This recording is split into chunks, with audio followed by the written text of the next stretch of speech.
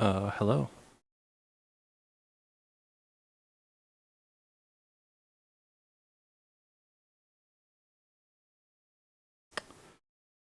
I need some music.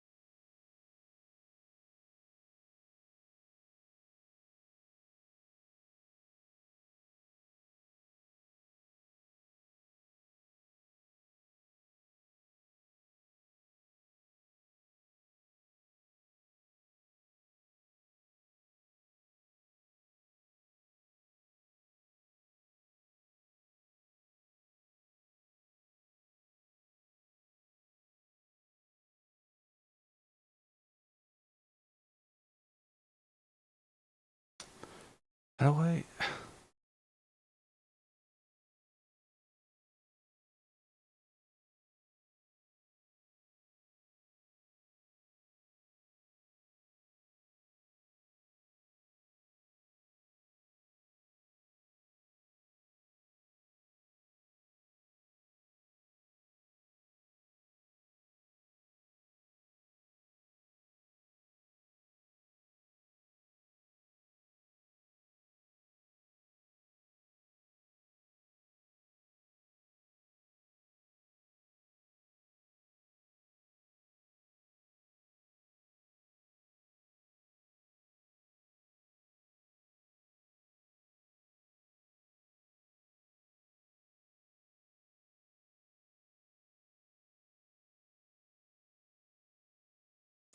How do I change the name of the stream? I feel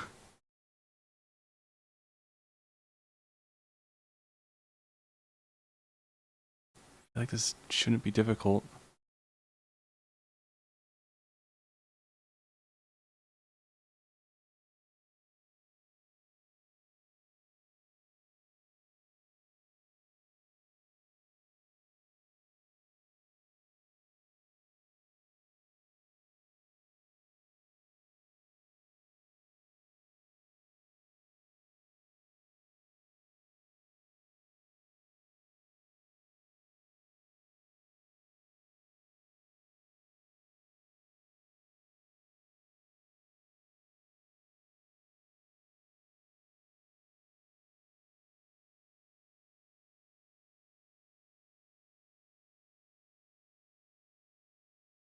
Why is this video just infinitely loading? Oh my god, nothing's working.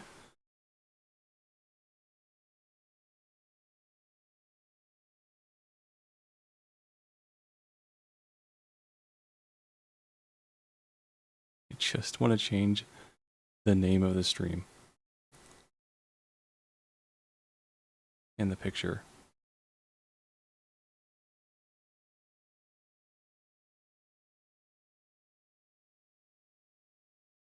I have to go all the way to the YouTube studio just to change this. That's terrible. Saturday orb stream.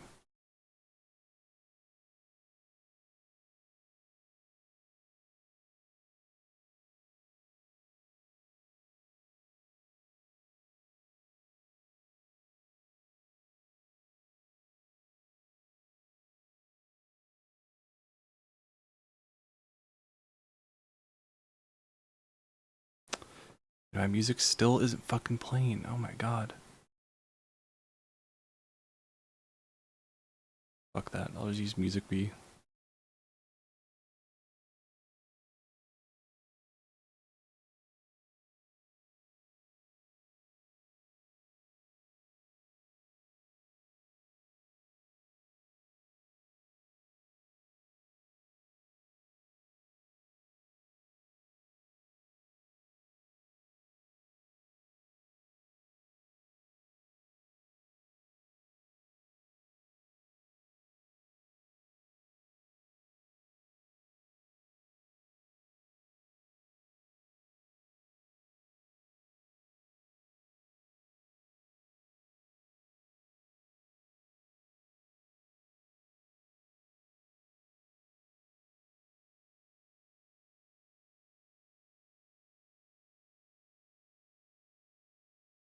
Okay, here we go. Now things are up and running and looking okay.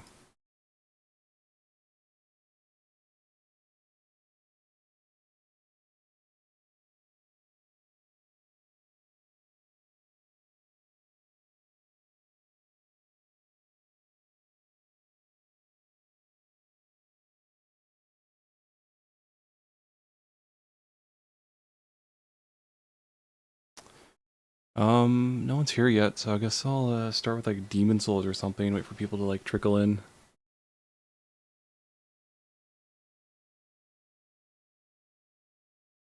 I hope I'm gonna do that. I should turn my music off actually. Um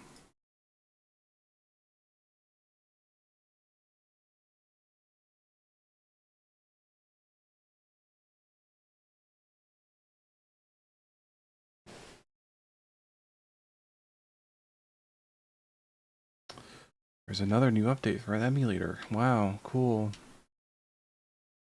Just do that later.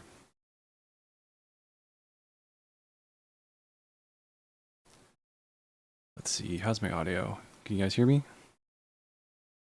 Looks like you can.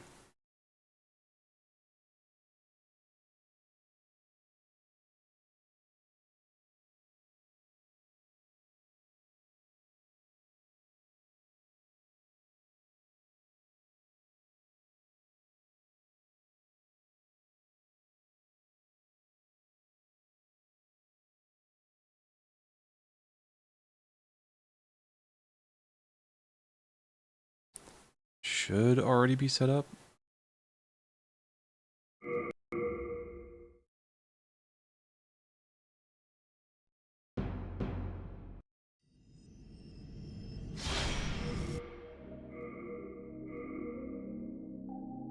Okay, here we go. Now we're in business.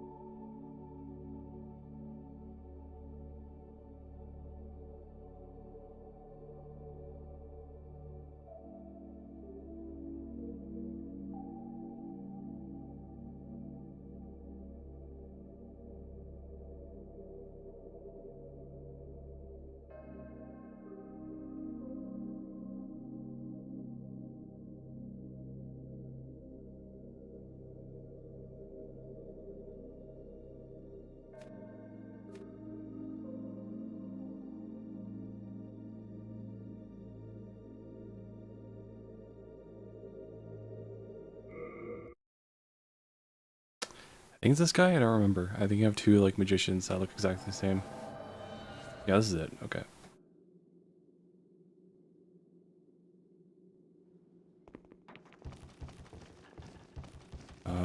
I'm out of everything, so I should probably just go back.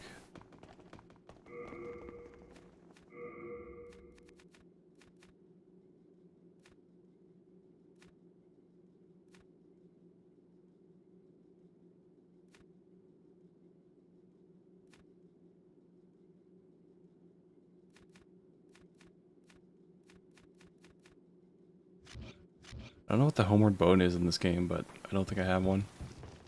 I'll just have to go back manually.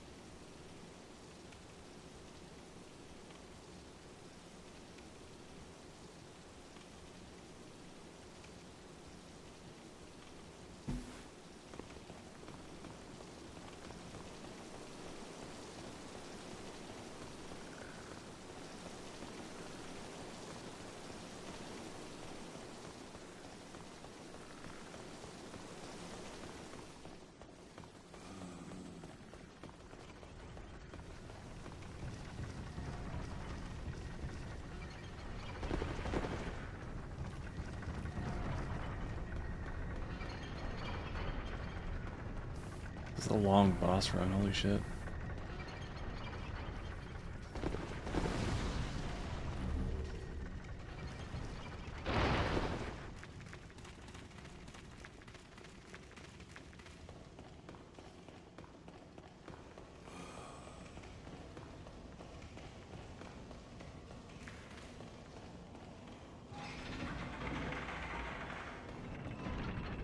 Oh, that's how you turn this on? Oh, okay.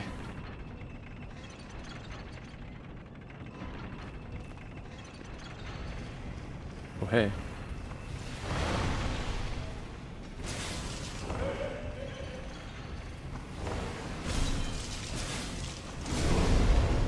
Wow.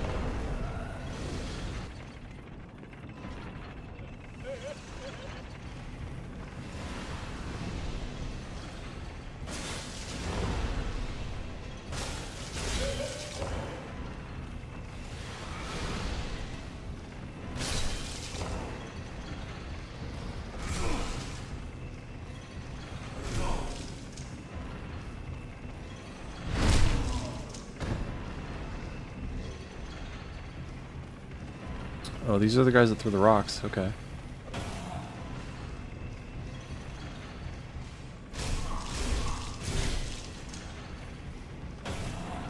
Does this permanently kill them?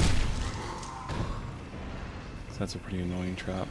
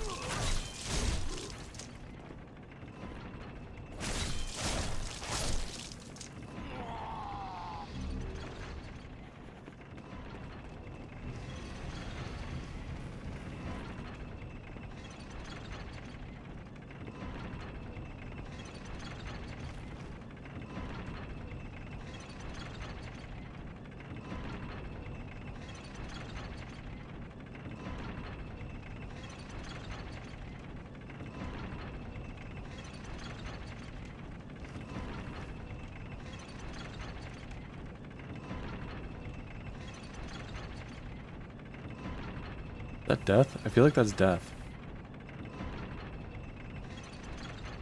Maybe not. Okay.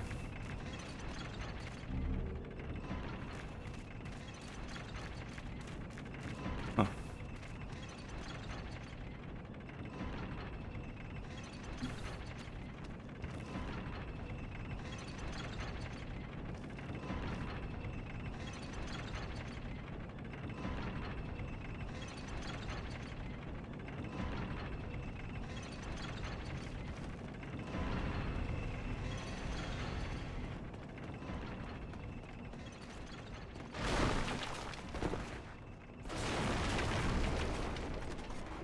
I don't know what I picked up. I clicked through it too fast.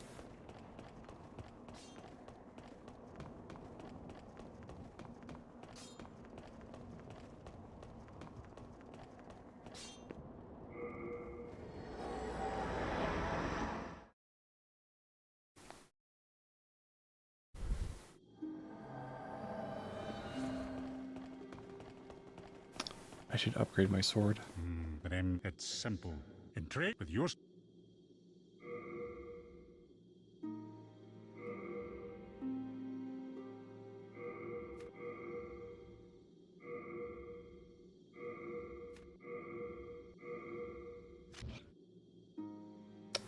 I guess I'll just do that. You come back alive. I need your business.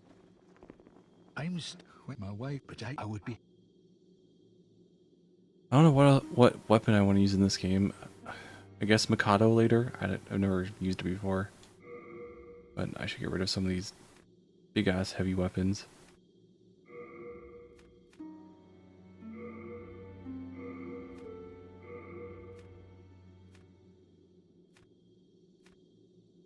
Okay. Rest assured, your goods are safe and sound with me. Best of luck. That didn't take very many souls. Then touch. Soul of the mind, key to life's I don't know, vitality. Try to get that to 20, I guess. Art thou done? Need spice. Where do I get spice from?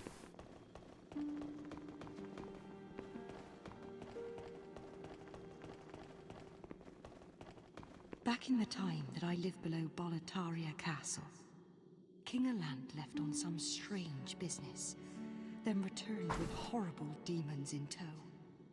Soon, the land was ravaged by demons and soul-starved madmen. My spine shudders just to think about it. If I did not have my miracle stone shard, a keepsake of my grandfather, I may not have survived. Haven't I heard this? Where's the Umbasa? Have you heard? If you are attacked by a demon, you will lose. Oh, there it is.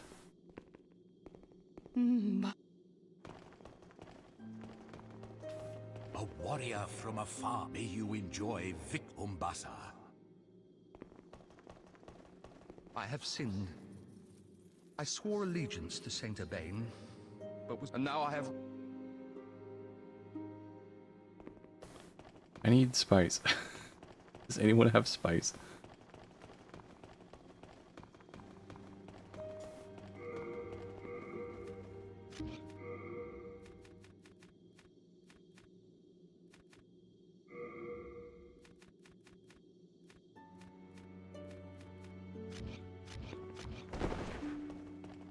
Are you here to face the demons? If so, please free Sage Frake the Visionary from the Dungeon of Latria. I will help you however I can. I can teach you elementary spells. Sage Frake is a gleaming hope for humankind, but I have not the power to save him alone. Some amazing voice acting.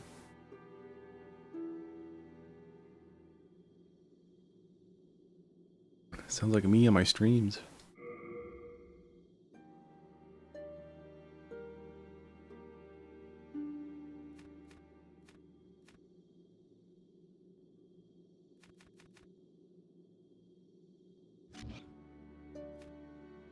I see. Suit yourself. You beg spice. No, no spice. Wait, where are you going? Well, that sucks. I don't think we're really going to get the chance to use spice on this next boss anyways. The Iron Spider. Or spice, magic, I mean.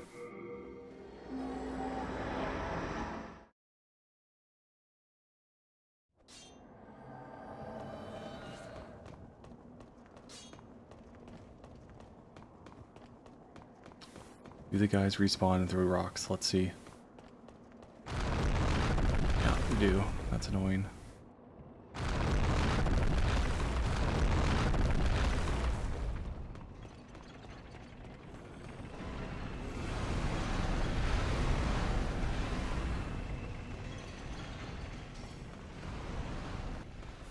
There's gotta be a shortcut in here, right?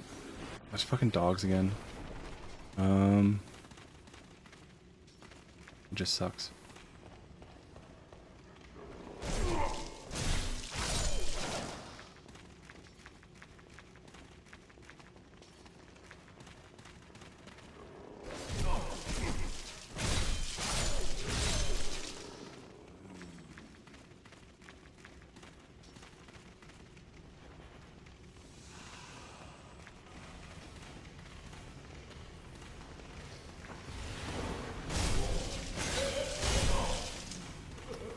Some crazy hyper armor.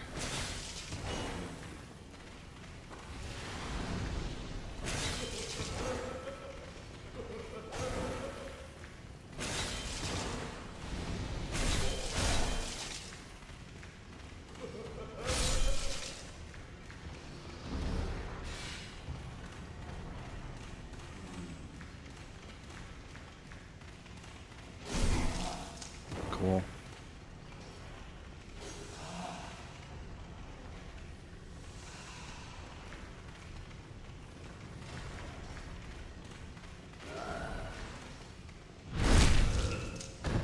That's a bit more damage. I'll take that.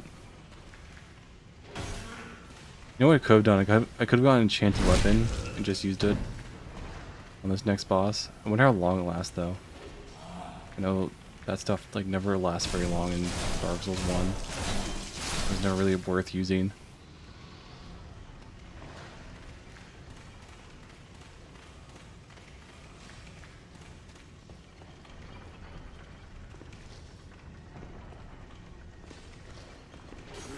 Okay.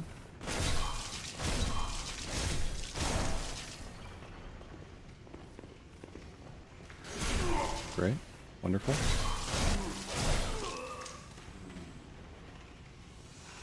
I'll use all my spice before I even get the boss.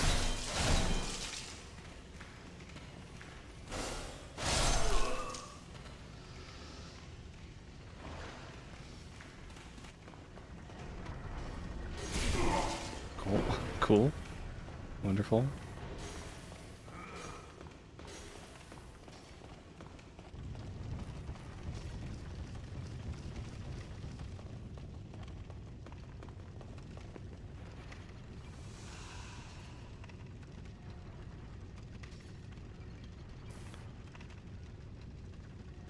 Best viewer prog up are you? Yeah, I don't think that's something I wanna.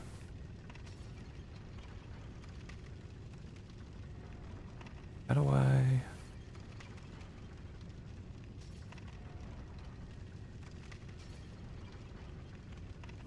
Do I have to go to Twitch just to ban something?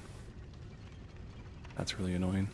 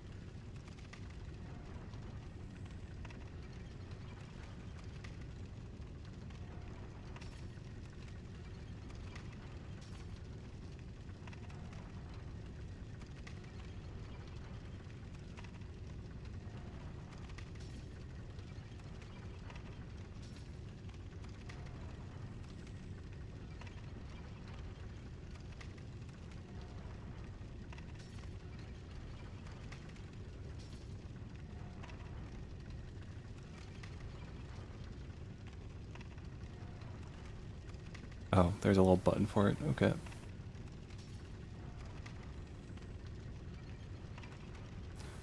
Oh my gosh, one person's watching me. Whoa.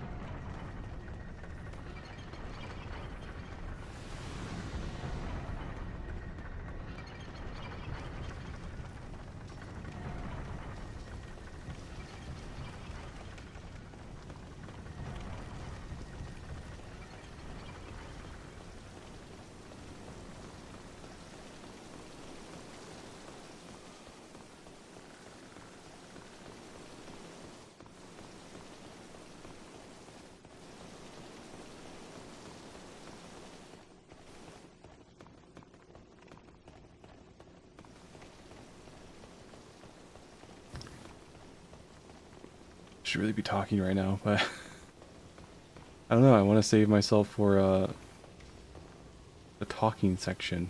You know.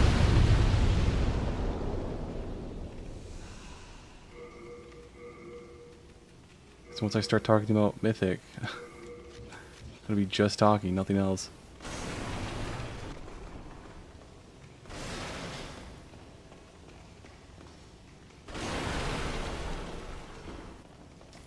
Yeah, I definitely had a not great week this week. I was kind of freaking out about it on stream like a week or two ago. I don't remember, but I had an interview for a job that I was very confident I was going to get it, and I did not. And so that's been a bummer. And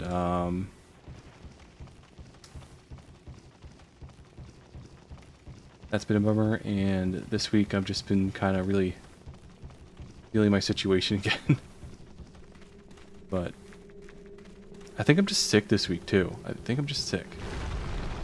Because even like right now, I just feel like very dehydrated. I feel very tired. Thankfully I slept in today, so I think that helped. But yeah, I just like am not feeling well.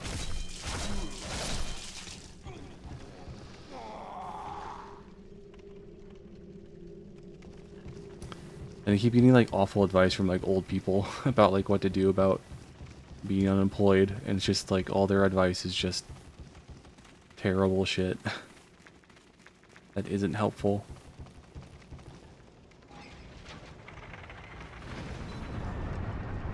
Like one guy told me that like, oh, while you're unemployed, you should really like do something, like one thing every day to like keep yourself busy and active. And it's like, I work out 5 days a week. I apply to jobs every day. I work on my videos and my game every day. Like, I'm honestly like, I keep myself incredibly busy. So it's just like, it's just so annoying to get. They don't have that context, so it's like, you know, you only blame them so much. But still, it's just so annoying.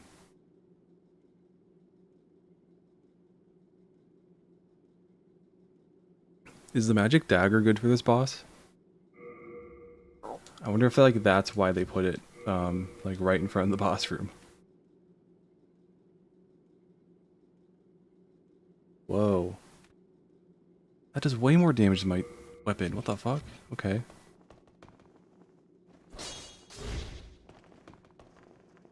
What? That's frustrating.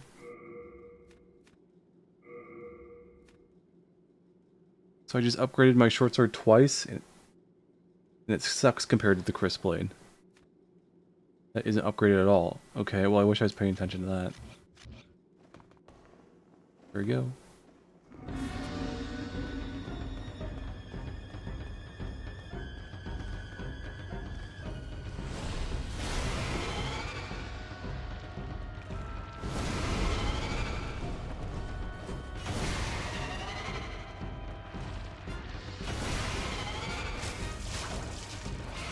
It's okay damage. Cool.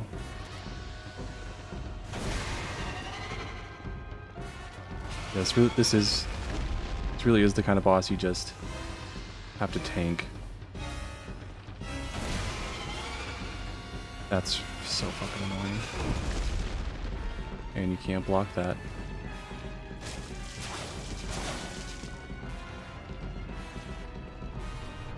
And he's doing that.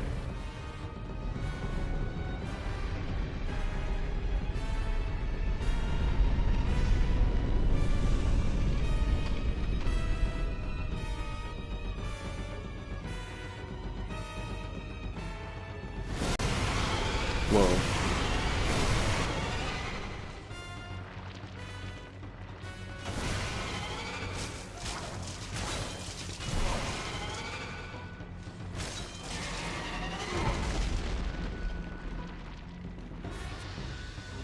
Oh, this grass is crazy.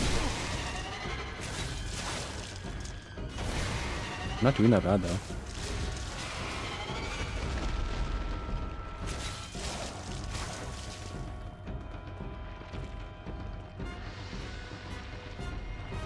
Okay.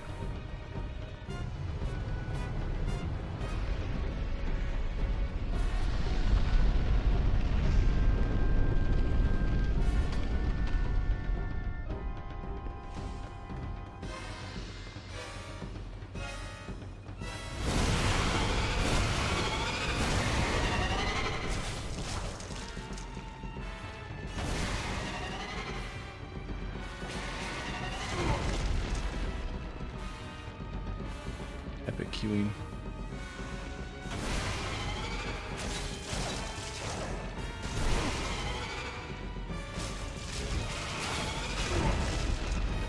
Wow.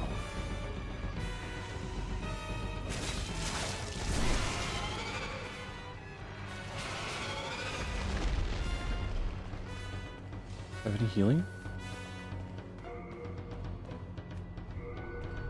I think I backed up.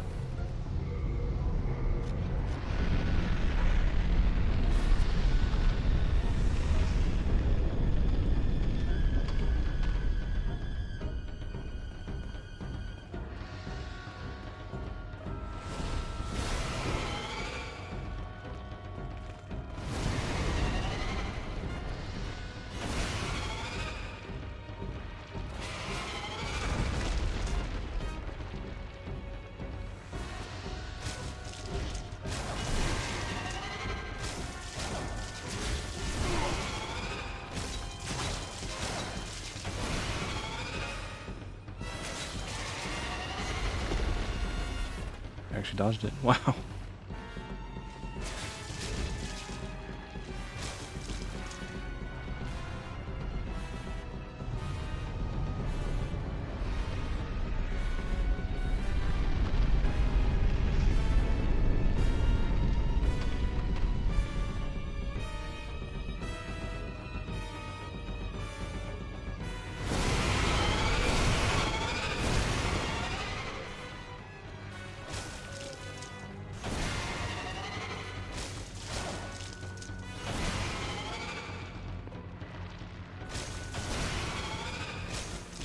Greed. Greed. Just hit him. Just hit him. Got it. Okay. That went shockingly well. I have never done Iron Spider that well before. Holy shit.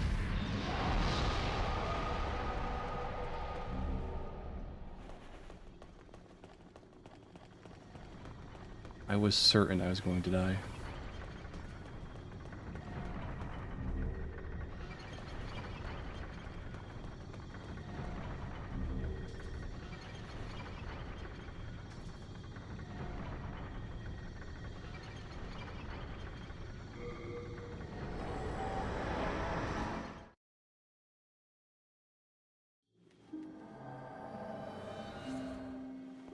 Thou seekest soul power, dost thou not?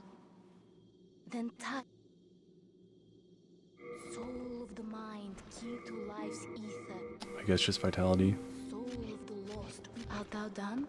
How do I upgrade this weapon? This thing seems pretty awesome. Who could ditch? I can forge. I can't. Cool. No Nice. interest, eh?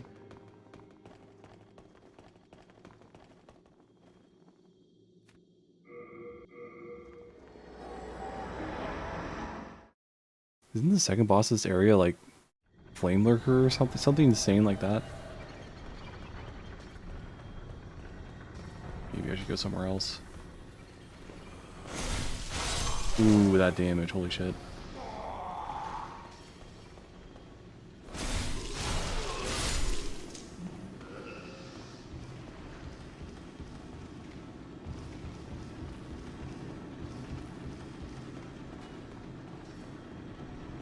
I've been going for. Okay, in a few minutes I'll switch to talking about Mythic, even if no one's here.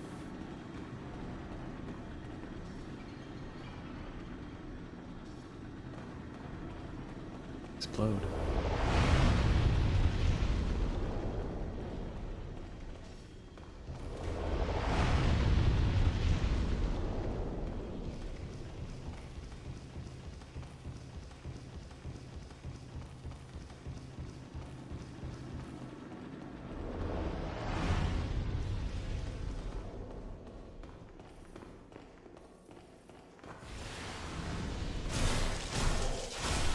Not great damage against those guys. Okay.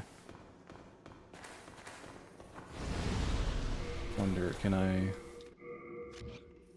Oh no, I have a wand in my other hand.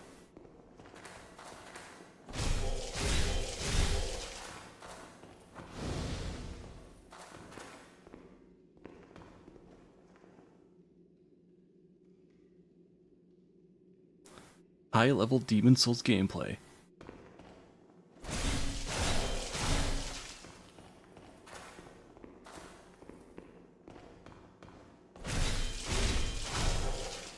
Oh my god, just die, dude. Come on. Thank you.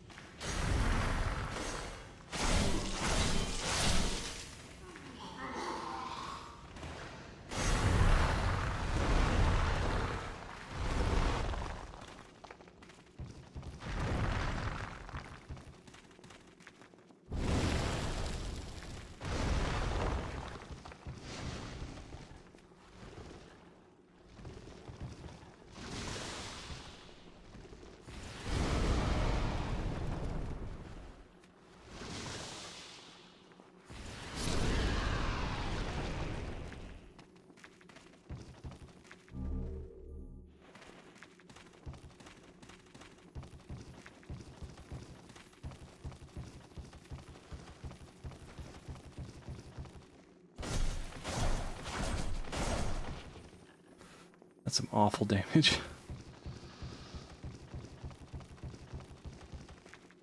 Is this thing literally only good against like the common enemies and the boss? It's not good against anything else?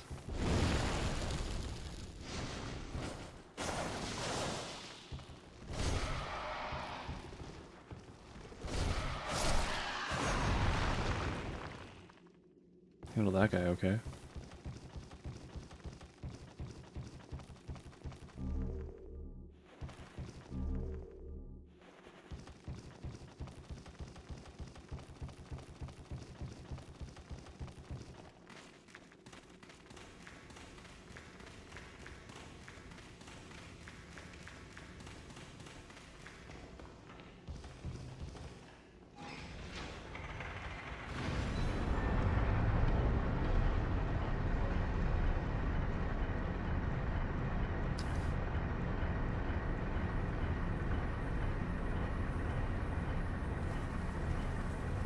Yeah, this is why I don't stream on Saturdays. I gotten used to having people to talk to on stream, but not having that right now. Just like, I just don't know what to say. Not to like, you know, not to shit on anyone. That's not what I'm trying to do. I'm just saying that like, you know, when you have no one to bounce off of, it's hard to talk about anything.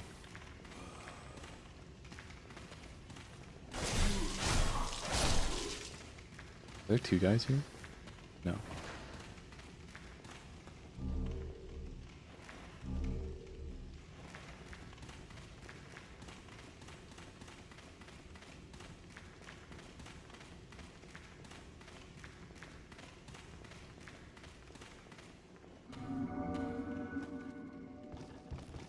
Spooky scary. Oh, you're not well. Oh, my g- What's the matter?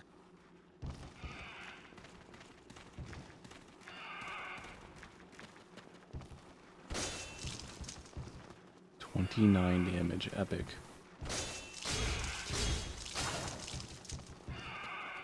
Can magic do more? Can my magic even hit it? Cool. 21 damage.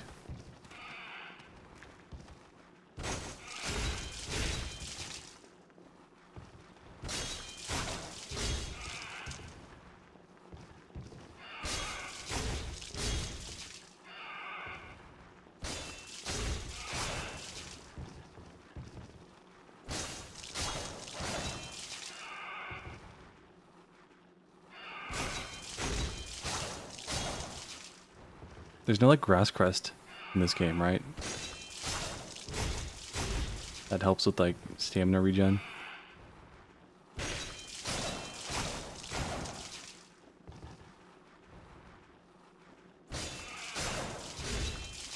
This isn't taking that long, I guess. Does my other sword do more damage? The +2. Nope, even less. Okay.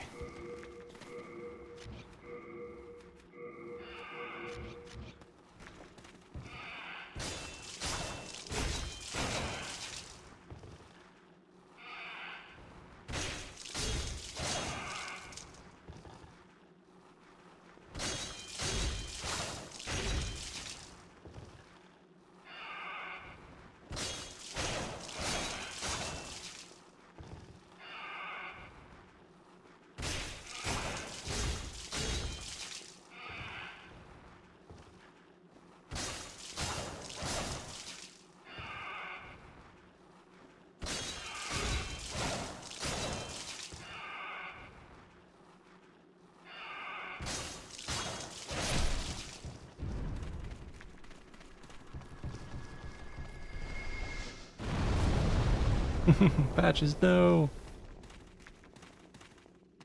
You! How did you do that? Hit it with a sword. A lot. You! How did you do that? Okay.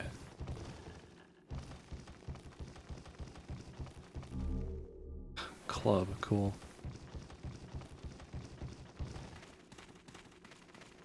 So he'll go back to the Nexus now, right? Oh, fuck.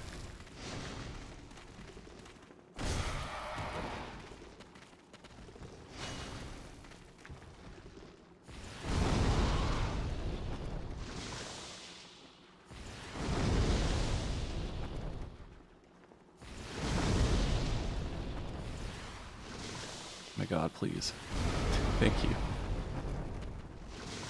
Oh, he's not dead.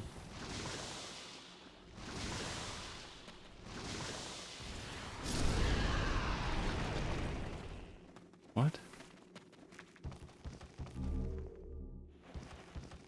Shard of Dragonstone. Oh, flame resistance. That's good.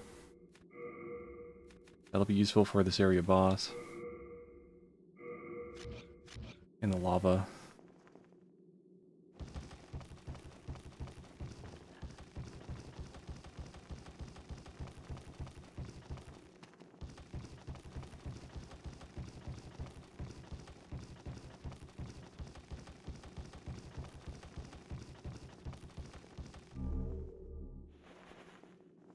Oh, is this the lizard I killed up there? That's crazy.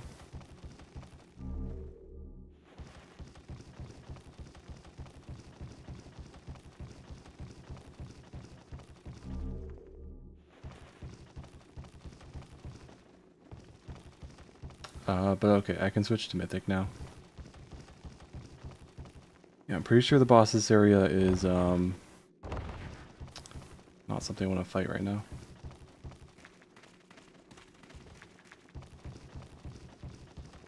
Okay.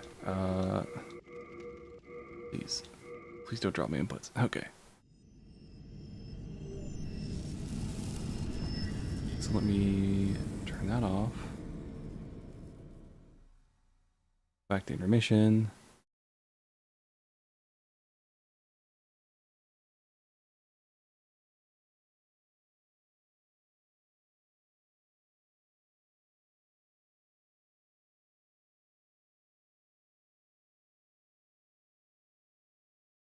Not that. Unplug my controller.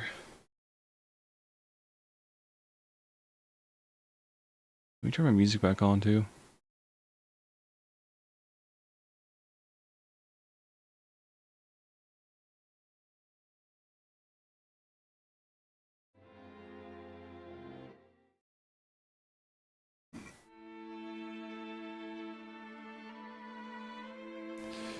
Okay.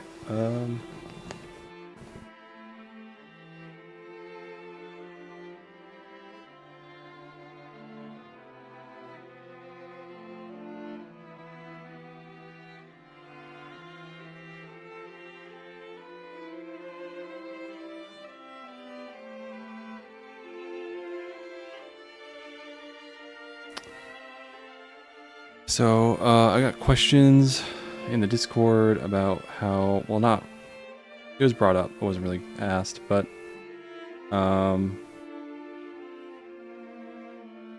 Dragon was talking about,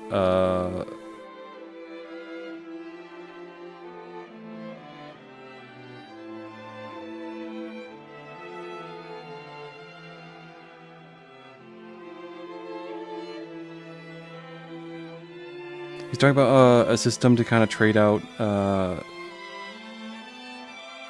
you know, taking on stress to get ability slots back, and I think that's a good idea. What I have right now is that I can show off. Oh, my earphones are making my ear hurt so bad.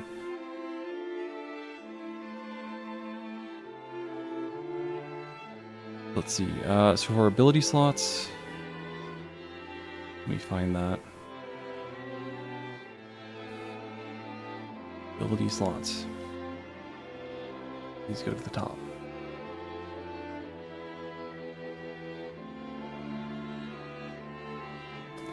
Uh, 81. So for ability slots, you have a certain amount of ability slots that can be used to do actions, like mostly actions you get from your perks and perk paths, and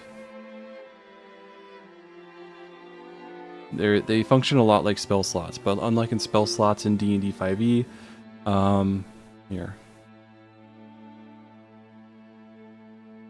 You can just go look at the wizard class.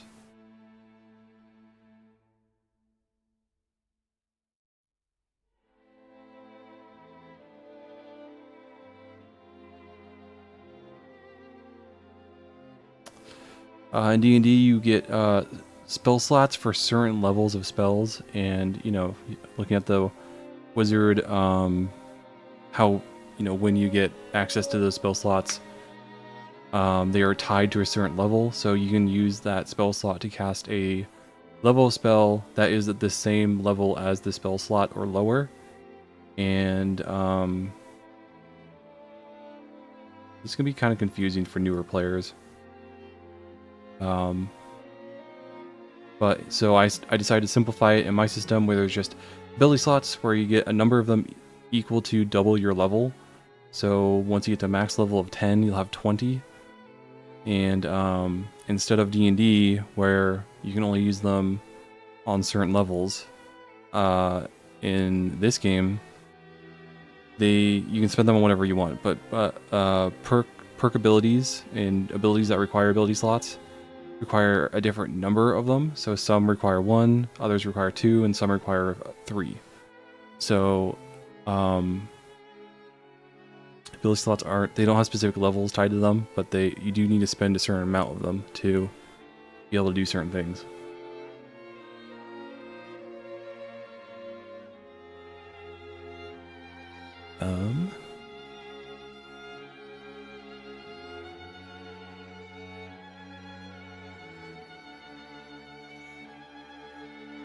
So, Dragon was talking about, it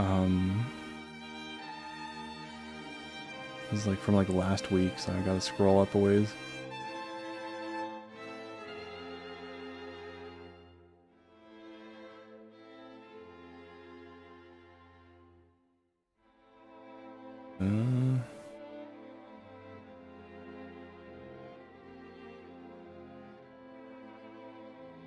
Oh yeah, seeing you guys' Ren Fair stuff. That looks awesome. Definitely want to do that one day.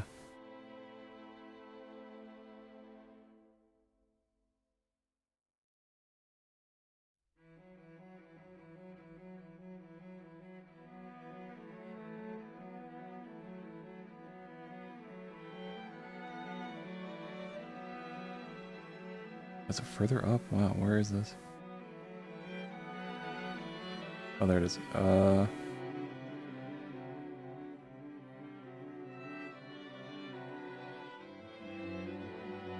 anyways, perk path. So let's look at the Scion one because that's what the one Dragon was interested in. He wants to do like a muscle wizard thing, which is totally valid. Let's go to perk paths. I'll just make this full screen, whatever. Perk paths. I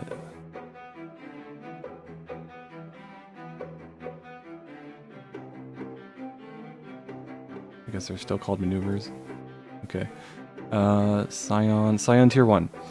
Your mind awakens through training, natural mutation, or artificial augmentation. You can hear the inner thoughts of those around you, communicate telepathically, and move things around you telekinetically. When taking this perk, you gain the following abilities.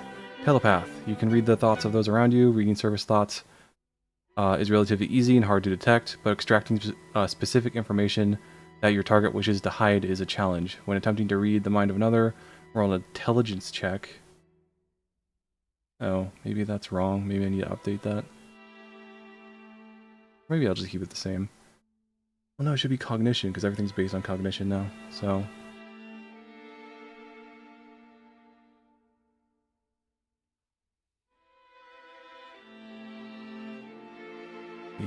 I'll just change it here. Cognition. Cognition check. DR is 10 plus the target's intelligence modifier. This is super out of date because it's still using modifiers. Stat score.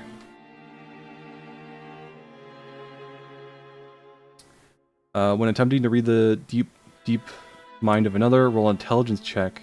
Wait, what?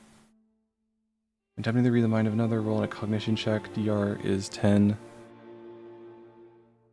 Read the... Oh, deep mind. Okay. Get like more information. Intelligence. Cognition check.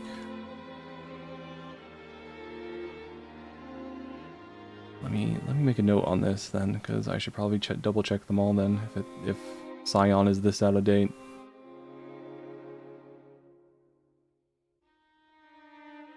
I think my keyboard's failing. It's like dropping my inputs.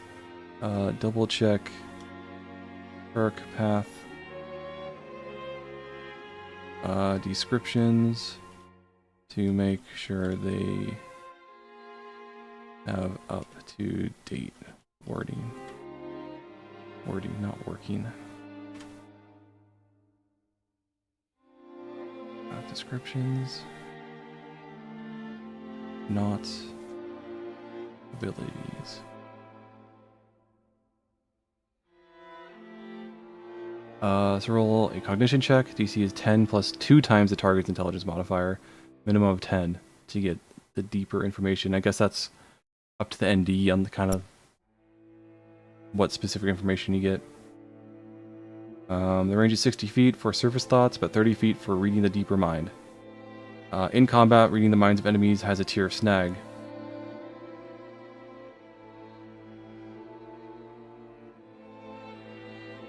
In combat,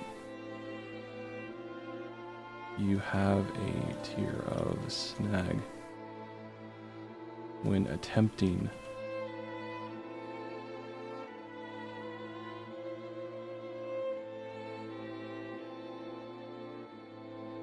to read the minds of enemies. You can communicate with a willing being telepathically within 60 feet, only one non-telepathic being at a time, or multiple if they are also telepathic. Kind of a weird quirk, but if you fail the DC to read the mind of a target, surface or deeper, they are aware that their mind is being assaulted. I should put that up here. Not down there. Makes more sense for it to be there. But since, you know, it's supposed to be, it's basically a cantrip now, because you can just do it whenever. It doesn't cost anything. You can just do it. So I made it kind of better in some ways, worse in other ways. So if you fail your check, enemies will know that you are trying to read their mind, and that can get you in a lot of trouble.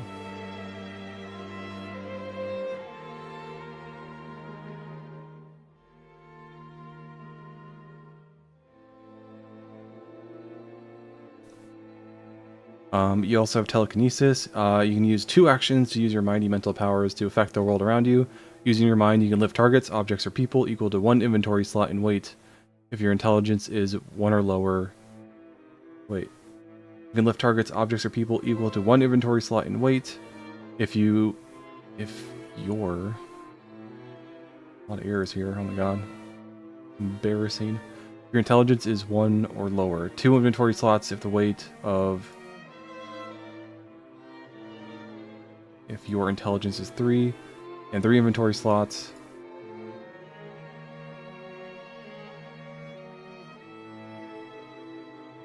In weight if your intelligence is 5. Okay. So it's kind of like a minor telekinesis. You can't lift that heavy of stuff, but it's still pretty useful. And how much like stuff weighs, like if it's not listed in the book, the narrative director can just make a ruling on how heavy it is. If you're using this ability to move an object in someone's hands, roll an opposed roll between your cognition skill versus the target's athletics or acrobatic skill. So it kind of works like a grapple. If the target fails, you can manipulate the weapons in their hand or rip the items from their hand. When taking this perk or perk pack, whatever, you gain a psionics save modifier equal to 8 plus your cognition STM. And you also get a psionics attack modifier equal to just your cognition STM.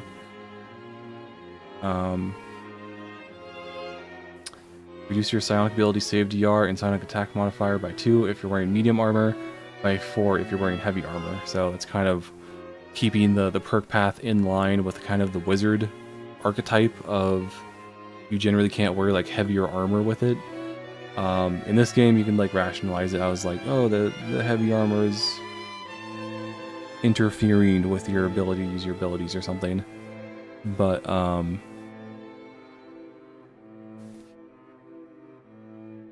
it's almost like what is that movie? Dread, with the one girl character who has like telepathy. Like she doesn't wear a helmet because it messes with her telepathic powers. So it's kind of the same kind of thought there, but it's also like mechanically it's just trying to like make it more of a wizard character. If you're playing a Thoth and taking this perk, the range of your if playing a Thoth while taking this perk, the range of your telepathy is doubled. How much you can lift with telekinesis is doubled. So just doubling down on Thoth being like the best option for being a Scion class. But you also gain a Sonic Barrier at tier 1. Wow, crazy. Yeah, you gain a Psionic Barrier. You gain a Psionic Barrier with 8 HP that generates 3 HP at the start of each of your turns.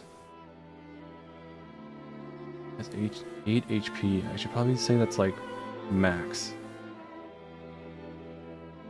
Barrier with 8 total HP, I guess. Because like how it's worded right now, I feel like it's like players might think, oh, I have 8, but I can go over 8 because I regain 3 at the start of each of my turns. That's not. I don't want that. Like 8 is max. You gain a Psionic Barrier with 8 total and max HP that generates 3 HP at the start of each of your turns. So the idea behind the Psionic Barrier is that it's kind of like the Scion's version of Energy Shield, like Halo Spartans or Elites in Halo. They have Energy Shields, but instead of using your telekinetic abilities to will things to not hit you. And but mechanically speaking, like if you ever played 5e, D&D 5e, it essentially just functions like temp health, where it's kind of just this separate pool of health that you deduct damage from first, and then you deduct damage from your actual health pool if you take enough damage. And it starts off pretty small, but like you can get tier 1 perk paths by level 2 in this game, because at level 2 you get new perks. That's the first level you get perks at. So by level 2 you already have a Psionic Barrier. That's pretty good. But Psionic Barriers and Energy Shields do not work in tandem, because I feel like that would be super overpowered if I allowed that. Because you essentially have 2 overlapping temp health working at the same time, and they both regain health as if you manage not to get hit on a turn. So that would just be ridiculous. But the Psionic Barrier is supposed to help offset like the requirement of needing to like wear lighter armor, and like what Dragon wants, he wants a muscle wizard build, so that the Psionic Barrier should give him more survivability, being a melee wizard. But there's also a drug in the game. What page is this? 51. Okay. If we go over to the traumatic stress section and look at drugs, I think I passed it. Here we go. Sorry, I burped. Go to Psi-Buff. Psi-Buff increases your Psionic Barrier by 10 HP. And so you could literally just like stack that and just do that a whole bunch and get your Psionic Barrier really high. And technically anyone can do this, but Scions also have just a pre-existing Psionic Barrier, so that's pretty good. Where was it? And so tier 2 and tier 3, you don't get a ton of stuff. It's just you get access to more psionic abilities. And so your ability to affect the world around you, your mental prowess grows more powerful, and you gain access to tier 2 psionic actions. Tier 2 psionic actions consume 2 ability slots per use. And your Psionic Barrier increases to 16 HP. And it still only regenerates 3 per 16 total and max HP.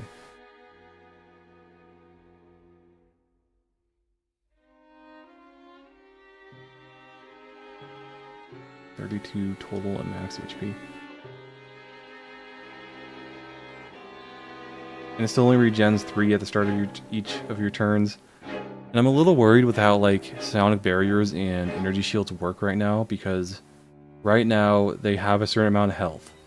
And assuming you don't ever like go a turn without taking damage, especially if you're like a frontliner or something, then the Energy Shields are really only useful for the first like turn of combat, or at least the first turn of combat you suffer damage in.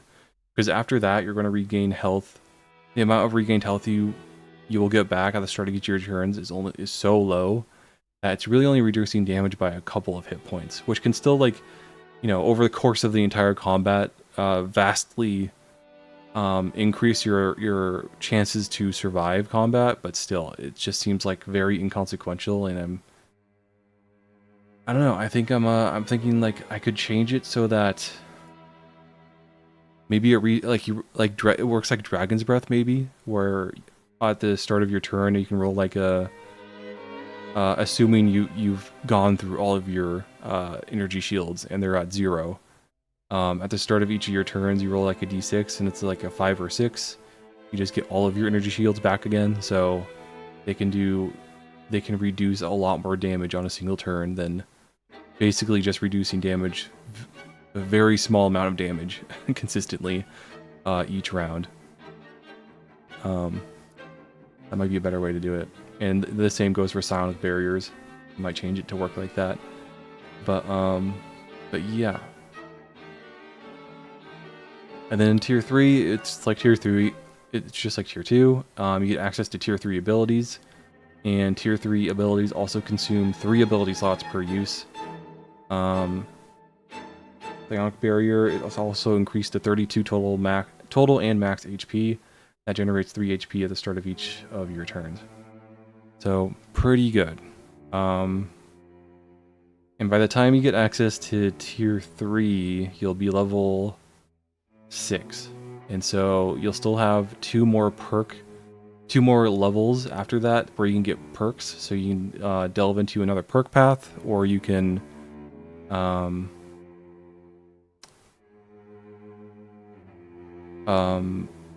get other perks, or you can diversify. I need to stop for a second. I need to go do something real quick. Which one's my mic? That is.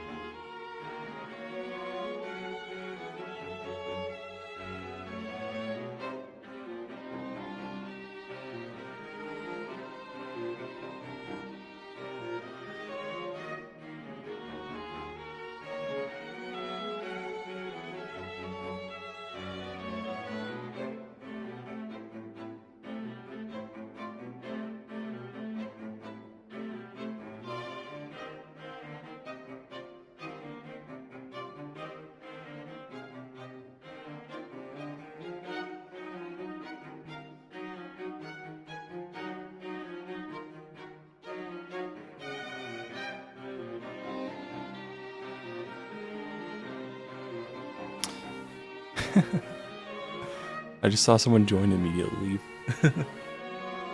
Not the best time to come in. But let's see. That's how perk paths work.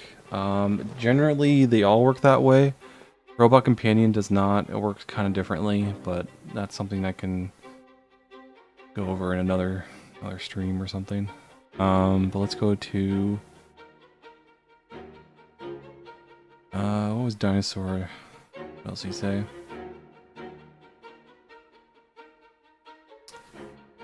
Oh, he was talking about how he wants, or he would think it would be cool that if, you can switch out, like regain ability slots somehow, and, let's go to Traumatic Stress.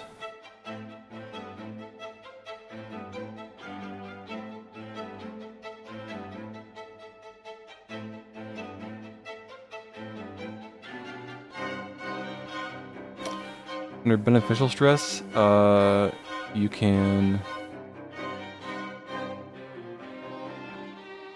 on your turn, gain an additional ability slot that goes away at the end of your turn if not used. And that you have to take 3 stress to do that. And, I could just make it so people could just do that, because even if they use that out of combat, just take stress to get all their ability slots back, that's going to cause them to gain like a lot of stress no matter what. So I think even out of combat, that carries enough weight as a way to discourage players from just spamming it enough that I think I could do that. I don't know. I think it needs to be tested more before I change it to that though, because I just haven't had a player test Scion yet. The only person who really tested a perk path in my last playtest was a technician player. And I don't think he ever really ran out of ability slots. Not until like the very end, the last big fight. That's when he finally ran out of ability slots, and that was after like 3 separate big fights. So that makes sense.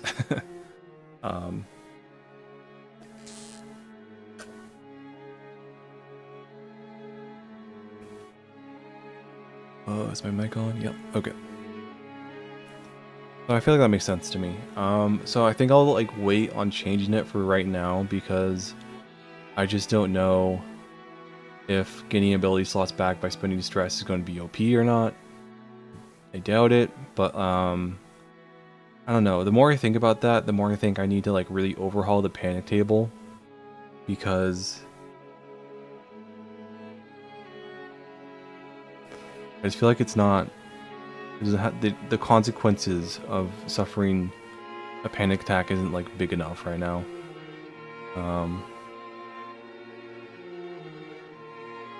Like all intelligences have a tier of snag. Like 1 tier of snag is pretty easy to counter, or you have just like a gigantic modifier. It's not that hard to counter.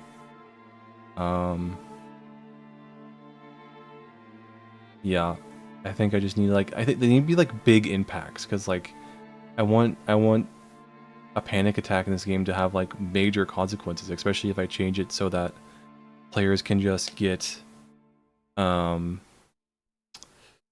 ability slots back by taking on stress. That like, you know, that if they do that, they can have major consequences from doing that.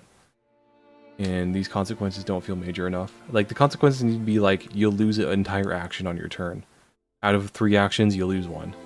Or you'll lose your reaction, or your movement is halved, or you suffer a condition or something. You burst into flames. No, you're probably like blind or something from the stress. No, it needs to be like something major like that. So honestly, let me like write that down.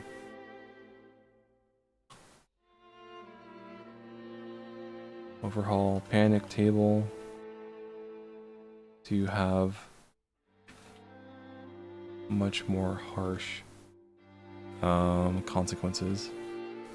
I hope that's like not too bad. Like I don't want to be Arrowhead over here and just like change a bunch of stuff in the game that just really like negatively impacts players exclusively. But at the same time, I feel like stress really does need like a big consequence. Or else, like, why is it there, you know? Overall, panic table will have much more harsh consequences, like losing an action on your turn, half speed, or suffering a condition.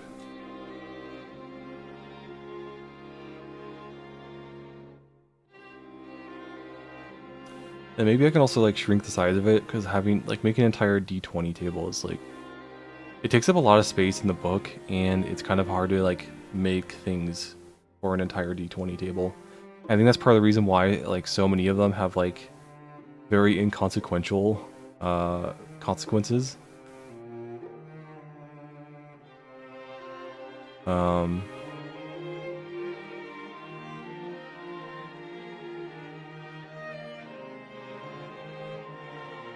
Because I just had to fill it all out, and it was too much.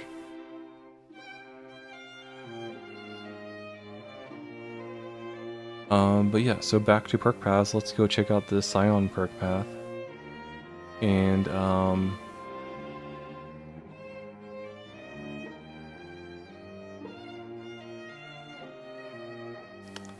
Dragon was also talking about possibly having cantrips in the game, and I think I don't want to put cantrips in the game. I think because in D&D, like a wizard, for instance, like their weapon proficiencies are very limited, like extremely limited. Their proficiency with tools are super limited. They have no proficiency with armor.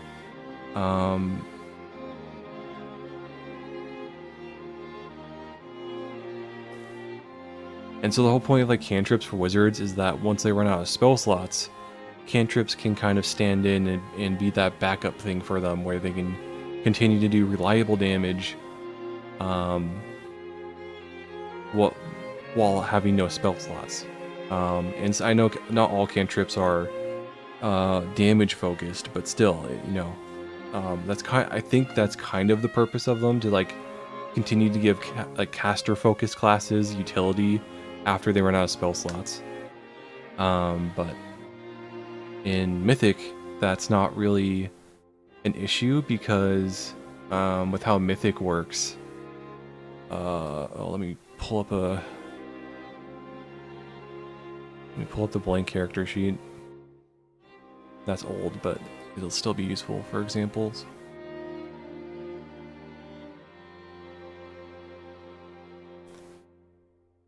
So here is blank character sheet.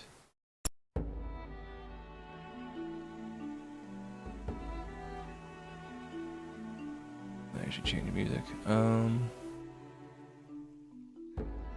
don't know. Demon Souls.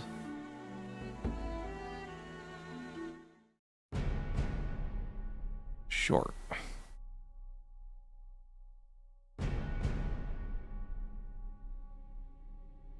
So looking at this, so for every odd number level up, you get skill points, and so for Scions, this isn't up to date, but they would put, levels into cognition, or cognition used to be recall.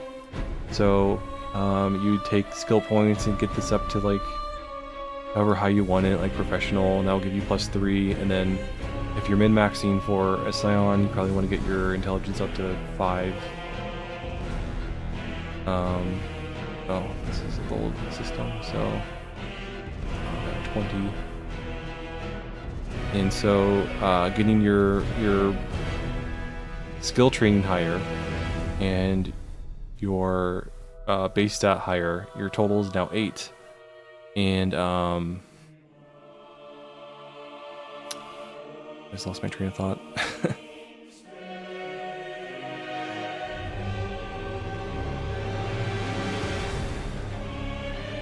Oh right.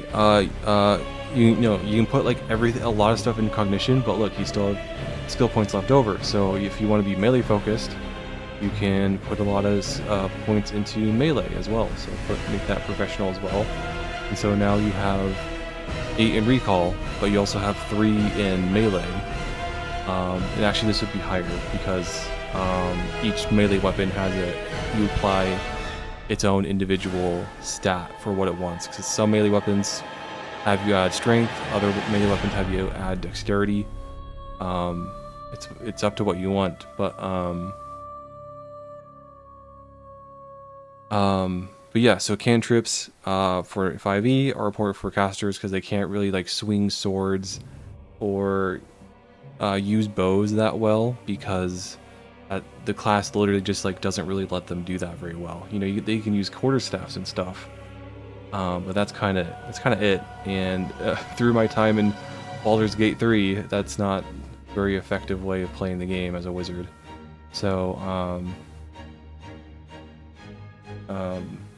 in Mythic, you can literally just put points into energy weapons, and you can be as effective with energy weapons as any other class, as any other build who also is putting points into energy weapons. So I just don't think cantrips are necessary to have in the game. I can show off Scion abilities, but I don't know if it's going to be most interesting to look at.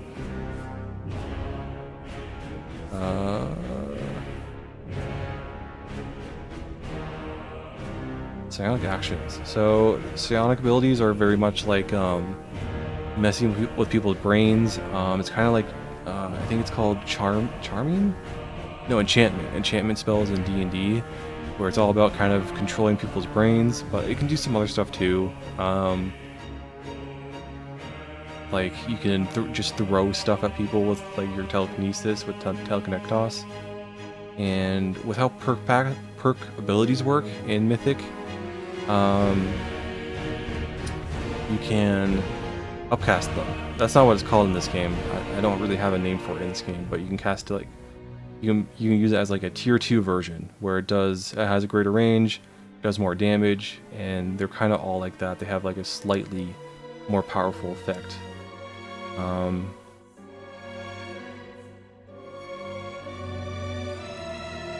Order is like I think it's command in D&D.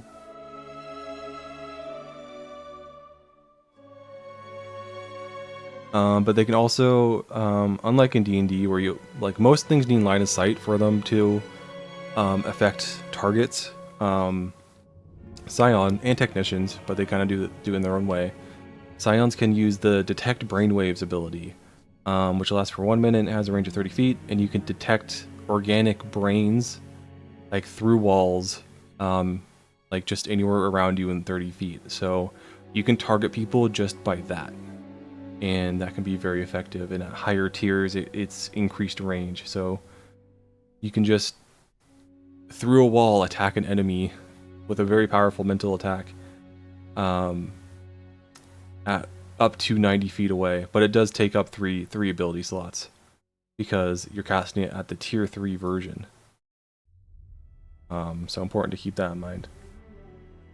Compel Slumber, that's Sleep. Enthrall, that's, I think, Charm Person. Like, yeah, I mean, going through the abilities, I feel like if you've played D&D, you kind of know what you're getting. With these abilities, they are kind of just remixed versions of D&D spells.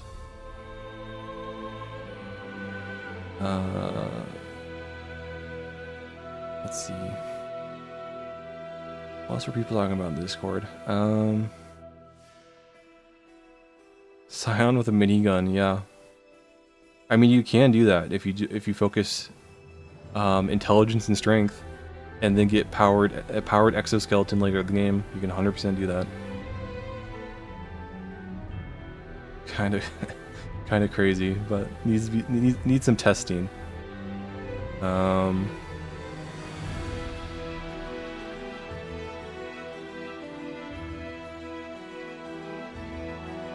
Let's see.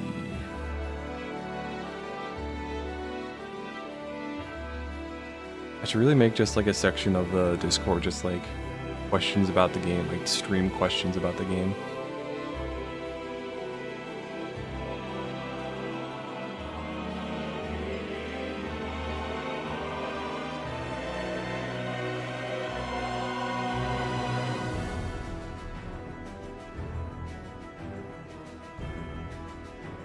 I don't know. Someone's watching right now. You have any questions?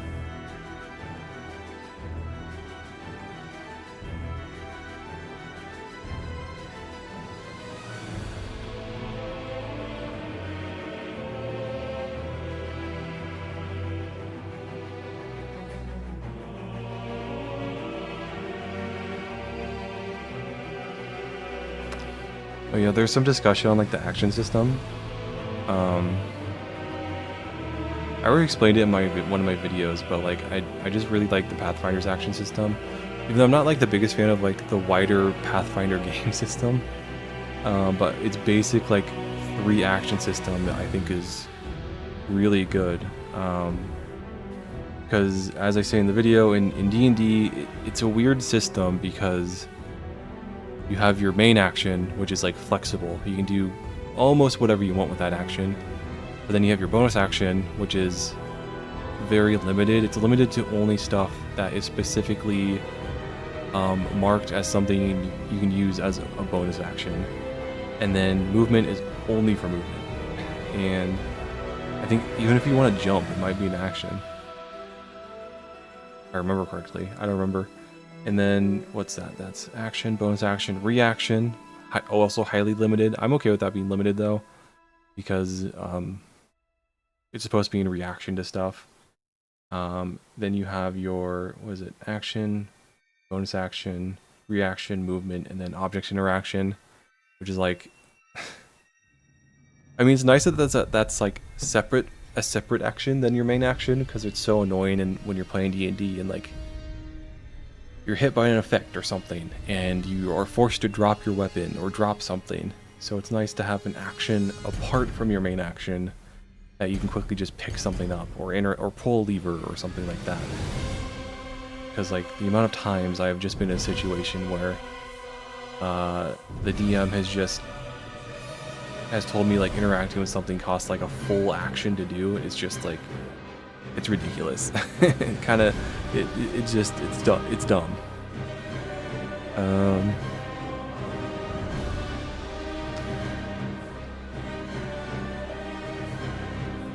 But I can go over shields if people want to see that. There's some discussion about that.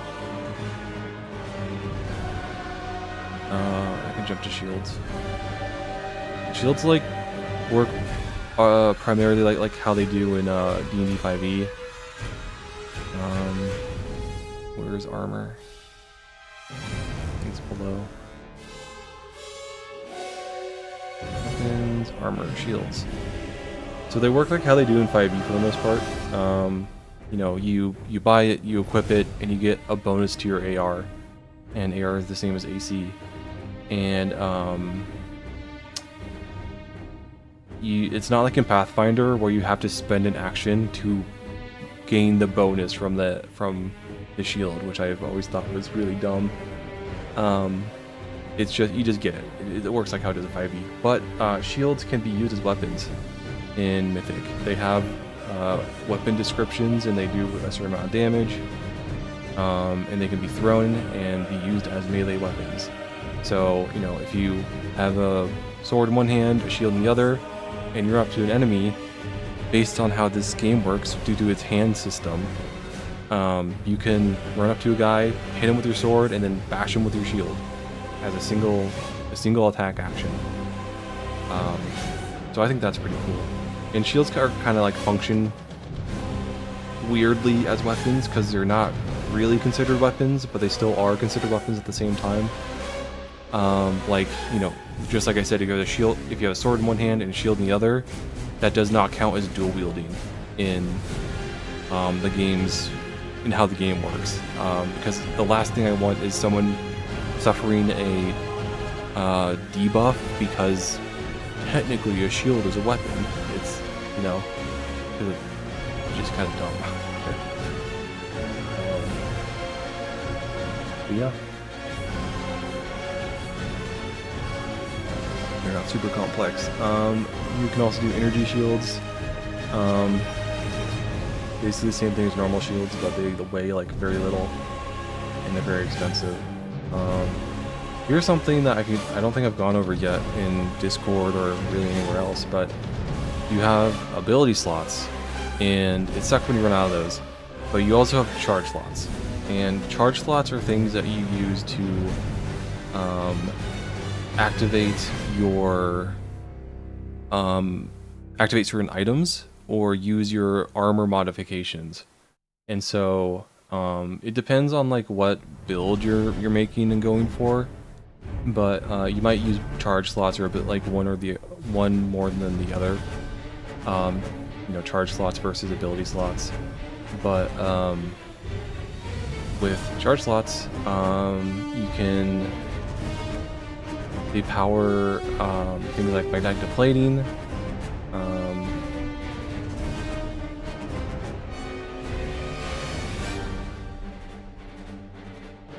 Magnetic plating can make it so you can't be disarmed of your weapon with one specific weapon. And you use it to stick to walls like spider climb in D&D.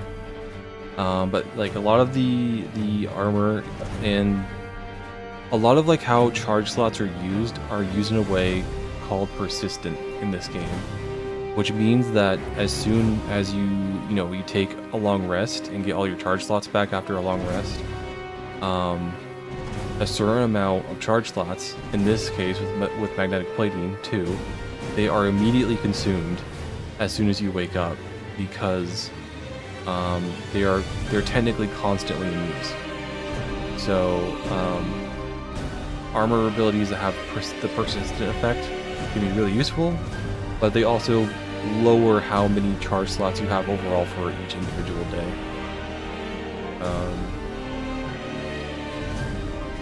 But then you have like other things that just, they take up like 1 or 2 charge slots, like anything else. And charge slots work like ability slots, where you have a number of them equal to double your level.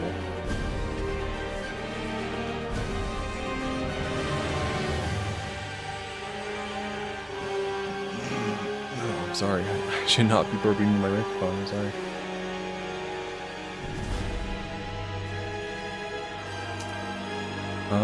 Oh, Dragon was asking about resistances in Mythic, and they work like how they do in D&D. I don't think I have a section explaining like what resistance means yet. To the best of my memory, I don't. But at least in theory, they work exactly how they do in 5e, where you just take half damage from whatever the damage source is, and you have armor abilities that allow that, but then in enemy stat blocks, they will also have immunities or resistances to things. It's not very robust right now, so Dragon was talking about adding an entire perk path just about like figuring out the weaknesses of enemies, and that's cool in concept, but I don't think the game is really set up like that right now, because most enemies are not immune to anything or have resistances to anything. And maybe like down the line I could add more variety like that to the game, but currently it's not really. Most enemies don't have any kind of immunities to damage types. No immunities or resistances to damage types, so I just don't think that would be the most useful thing to add to the game right now. Yeah.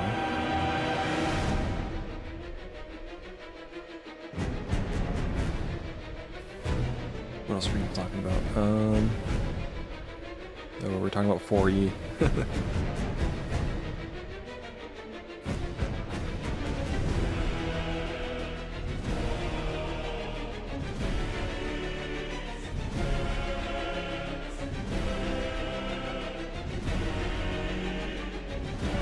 Circus stuff.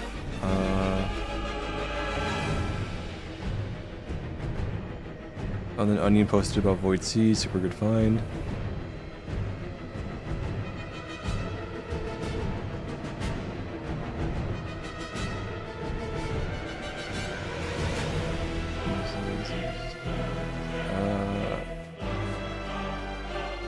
And then Quilliver. He brought up Neon Odyssey. I should check that out. I haven't got it yet. But yeah, if people are wondering what I'm working on right now,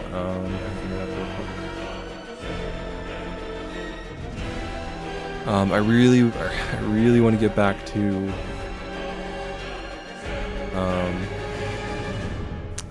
working on space combat, but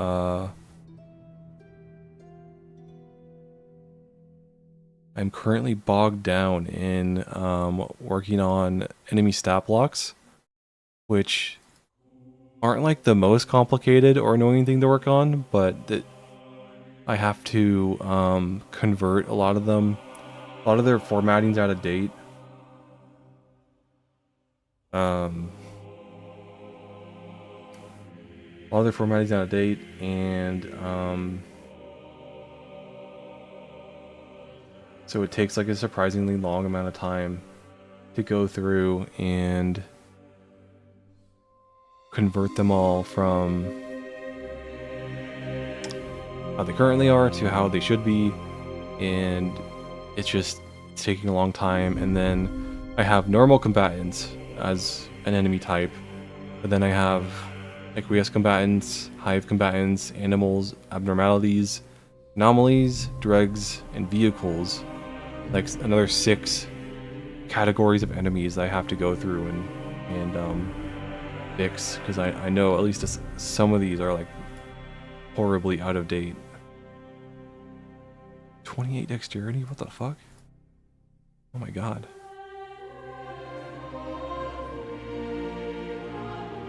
Oh, it's only one. Maybe it won't take as long as I think.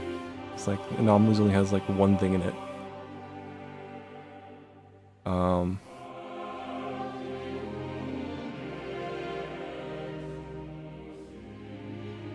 It's weak as fuck though.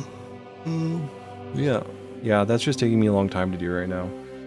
And it sucks because I really wanna get the beta out as quickly as I can, because I really want it to get tested again, and I really want to get tested by people who haven't played it yet.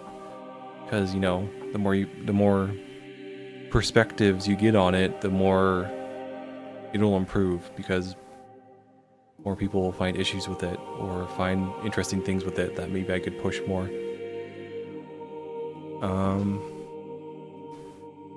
But I also really want to get back to space combat, because people are posting, I think, really good resources about how I could possibly make the framework for space combat or aerial combat or vehicle combat and combined arms stuff. But I can't right now because I'm just bogged down in this more kind of a boring stuff. But that's the life of a game maker, right? Let's see.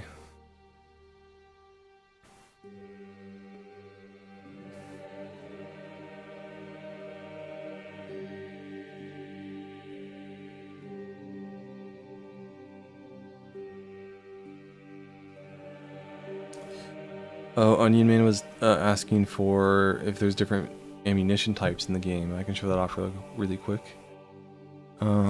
So under ammo types, you have normal ammo types, which is like, you know, box of .45 caliber, 10 gauge, 50 caliber, high capacity battery, which is used to on energy weapons, just energy weapons of any kind. But then you have missiles, aluminum darts for the Gauss rifles, ballistic knife rounds, explosive bolts. But then you have special ballistic, which Magnum adds a damage die to your damage roll. Armor piercing rounds reduces or gives you a tier of edge. Oh, two tiers of edge. Oh, two tiers of edge on vehicles. Tracers, I think, light people on fire.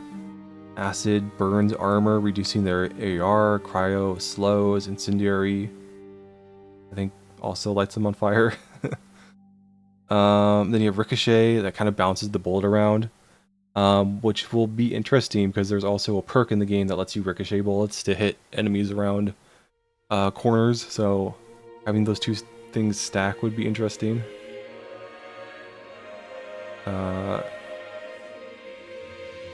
Then for energy weapons, you have overcharge rounds, does extra damage die. Gas rounds, it turns your attack into a cone, I think. When firing ammunition, range of your weapon is halved and becomes 30 feet wide cone. Everyone in the cone must make a fortitude saving throw. If they fail, they gain the toxic condition for 1 minute. Oh, okay. And toxic is toxic and mythic works exactly like poisoned in D&D, but you take damage at the start of each of your turns.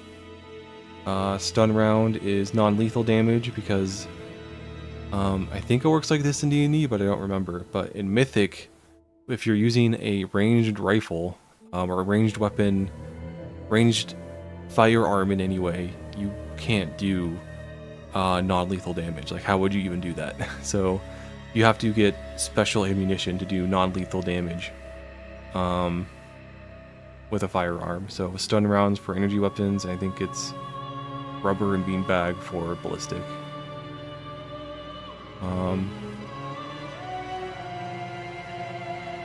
Then ionized rounds are good against energy shields. What is playing right now? Where's my music? Oh, Fool's Idol. Gross. Then for explosives, you have repulsive rounds that, you know, they explode like normal, but they also push everything away from where the center of the explosion is.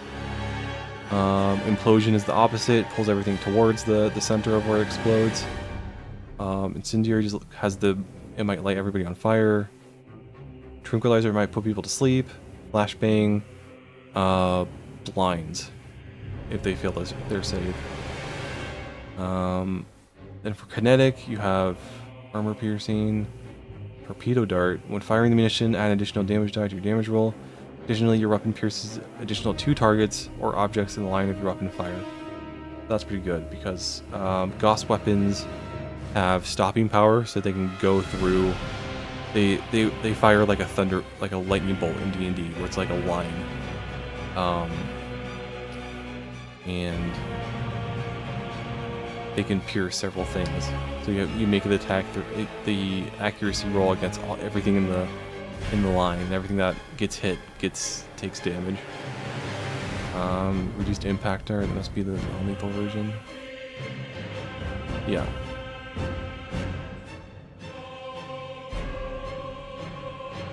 So there's the special ammunition. What else? Oh, the breach hammer.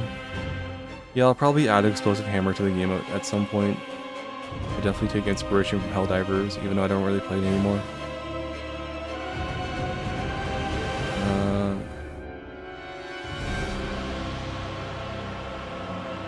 When in doubt, check Lancer, yeah.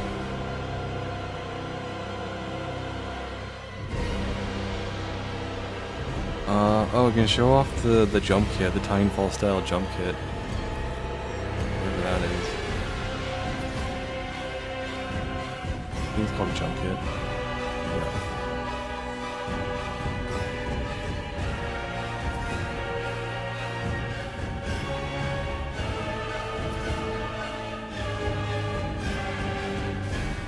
Jump kit. It's persistent, so it takes up charge slots to use, but it's always on. It's a small rectangular box strapped to the waist and has 2 jets pointed away from the body. When activated, the jets are fired to produce a lift, either for a single jump or sustained fire to produce momentary levitation. The jump kit is a precise target, and if hit, it is disabled until combat ends. Oh, okay. Jump kit bestows you +10 to your ground speed, so it makes you faster. This armor modification allows you to take several actions. Dash, as a movement action, launch yourself forward into a straight line in any direction, including up and down, to a total distance equaling your ground speed. So you just zip forward. Could be useful. I don't know how useful that might be, but it could be useful. Dampening fall. I feel like there's like 8 different ways to do this in the game already, but here's a non-perk path related thing to do it. But as a reaction, slow your rate of falling to 60 feet per round and negate all fall damage until the top of your next turn. So that's pretty good. Then you can wall run, just like in Titanfall. As a movement action, you can run along walls to a total distance equaling your ground speed. If you run out of movement and have no more actions to make another movement action, you fall. So can definitely like really enhance your movement options. I mean, I feel like the plus 10 to your base movement speed is already like makes it worth. But I think it'll be useful. I posted how the hookshot work in chat.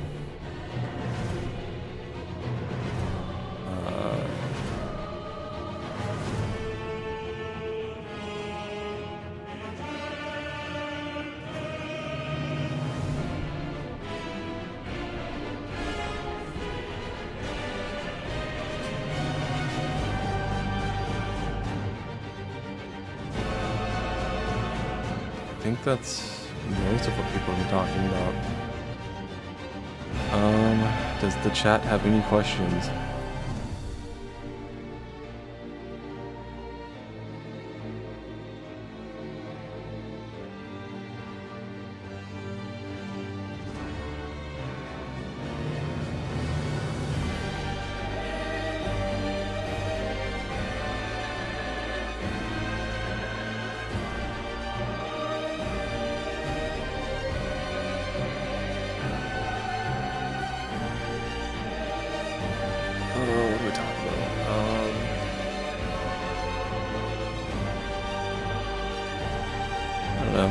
I could respond to some comments on my YouTube video.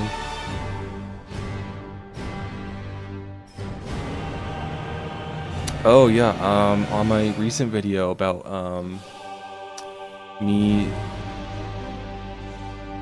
Oh hey Onion.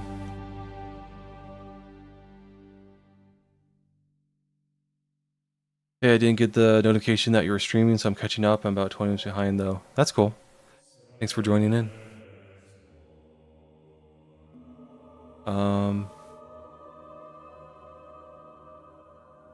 Yeah. What was I gonna say? On the most recent video, my book shill ad.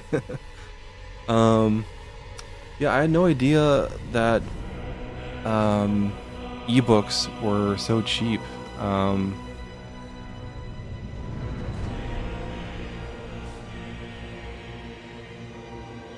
me get my channel up so I can look at that stuff. Yeah, like I got two comments like relatively close to each other on that video, just saying like, hey, it's kind of like high to have your ebook priced at hey.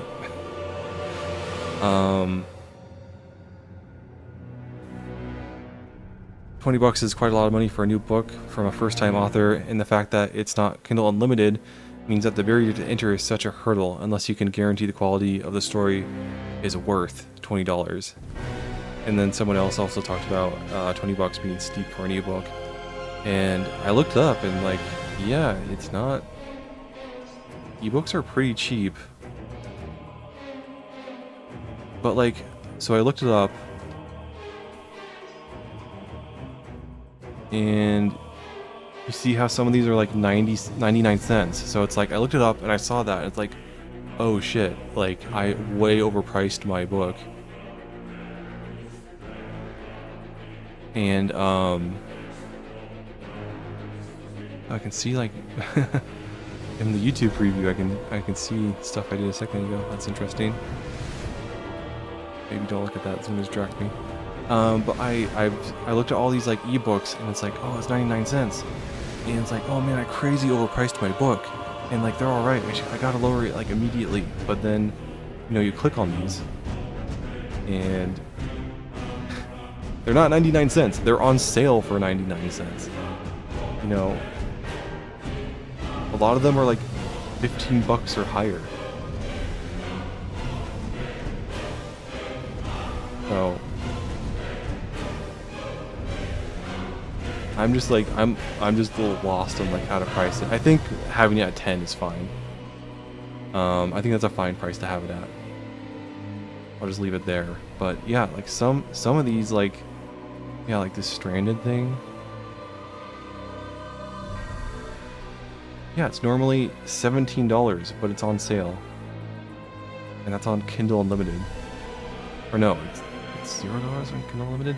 And I didn't even know what Kindle Unlimited was. Like, like I had no clue about anything about like putting out an ebook before I did. I just put it out there. I put it out there like a year ago. So it's literally like it's just sat there as that like $15-$20 price range for a long time now, and I just had no clue. So I am like a little confused on like what pricing should be, because but anyways, but I did lower it. I think it's fair. I think it's fair to lower it, and I checked with everybody if they wanted a refund.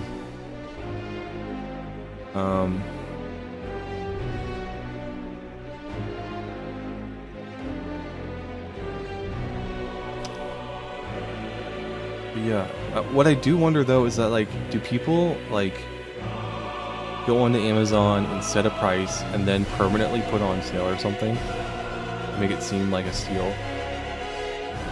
I feel like a lot of these books are on sale right now for like 99 cents, and it's like, why? What's going on with that? But whatever. So people are saying that about the book video. People like that I put out for free, and I appreciate people are reading it. Yeah, because like I say in the video, I'm like, I knew that even while putting out a video, a lot of people probably wouldn't check it out. So, you know, putting it out for free, I think that automatically kind of gets more people to check it out, because free is a really good price. So I think that will help get the book and like show people the book. Someone asked if it was a physical copy. I feel like there is an option to do that on Draft, because I posted the book on Draft to Digital, and there is an option to print it physically, but I don't know much about that, and you know, if it costs me money, I don't want to do it.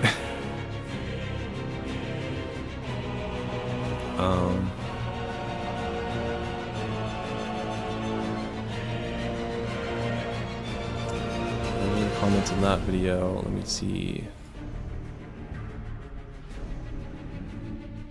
But yeah, I was like a little annoyed on like one of my more recent shorts, because it was the short that I was talking about how like, here, I'll just show it.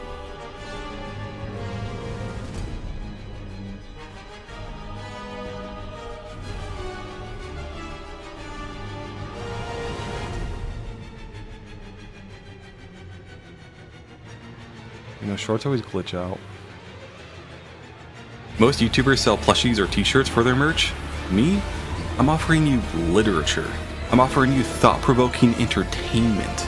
And for all those people out there who talk about supporting indie content, nothing gets more indie than a self-published book written by one dude that no literary agent would lift a manicured finger to give me the light of fucking day to help publish. Most YouTubers... It's censored, fuck. But yeah, I put that out, and I should also preface, like, I don't want, like, any negativity thrown towards these comments or these people. I'm just, you know, I'm just saying that I found some of their comments a little frustrating. But one guy talked about how, like, oh dude, like, not having a literary agent is not something to brag about, and it's like, I feel like I'm not bragging in this short. Like, I apologize if that's how it came off, but yeah, that really was not the angle I was trying to go for that. I think, like, because in my videos, I definitely, like, am much more boisterous I guess I'm playing a bit of a character. I'm exaggerating myself in my videos, in my content. I'm making myself sound a lot more confident than I actually am in real life. And so my intent with that section was to vent some frustration, because I don't really like literary agents. I think their I think their requirements are way too limited and stringent. Not to say that like my writing, I don't think my writing couldn't like live up to their standards. I think the bigger issue is that like if you go to like any literary agency online and look at individual literary agents bios, which you're supposed to read, and kind of you're supposed to get like a read on what kind of what they're looking for in a story. So you know if you're sending your book to a literary agent that would actually be interested in your story. Every bio read that they are interested exclusively in like LGBTQ plus, young adult, and romance, and like very few literary agents wanted anything beside that. And I have nothing against like LGBTQ plus community. I don't, but like it's frustrating that what they're looking for in a book to possibly publish is so specific, and so specific that like it just feels like something I wrote could just never work in that system. And so self-publishing, I just self-published it at one point on Drafted Digital, because it's like, what else am I going to do, you know?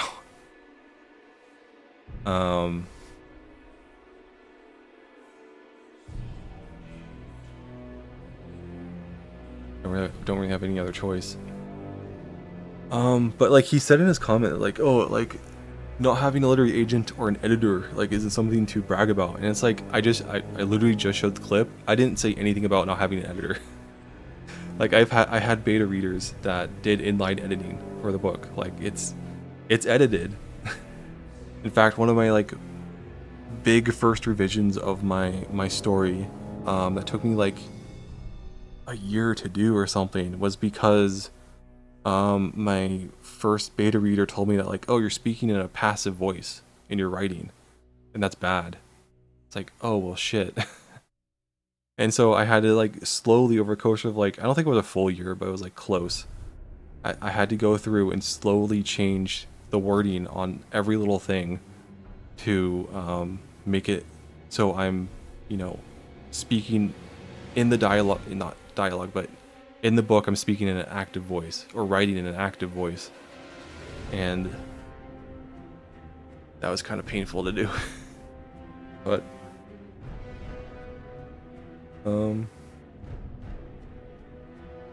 yeah. What other comments are there?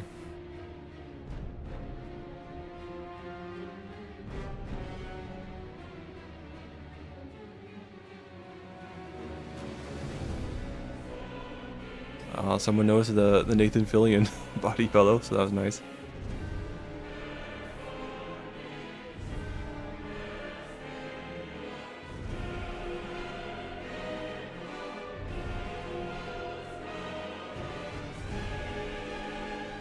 I did get like a super nice comment, I think like yesterday. Someone just saying that they've been following the project and saying I should be proud of it, and that was like super nice. So that was something I definitely needed this week, because this week has just not been great for me.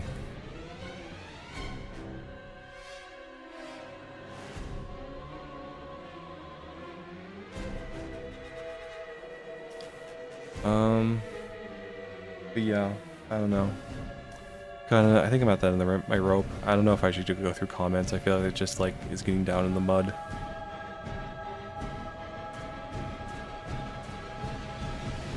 About this stuff.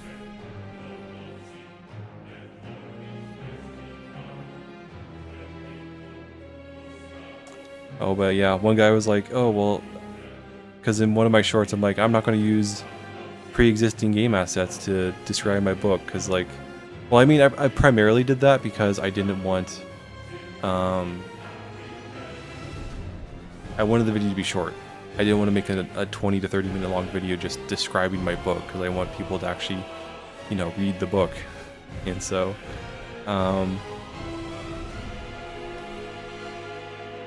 so yeah, that's part of the reason why I did it, but I framed it as like, oh, I don't want to use like the existing game assets to describe it all, because that'd be kind of lame.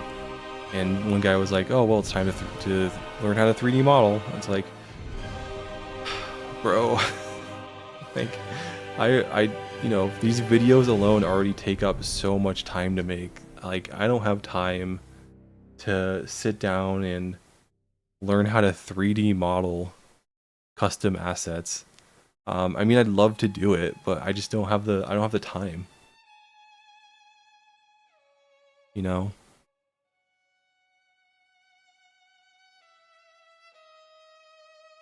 And like 3D modeling isn't easy.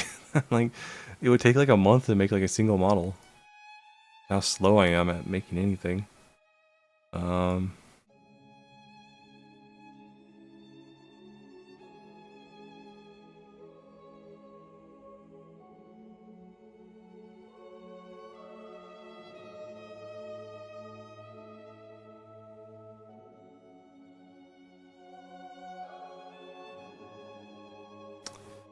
Yeah, I don't know, whatever.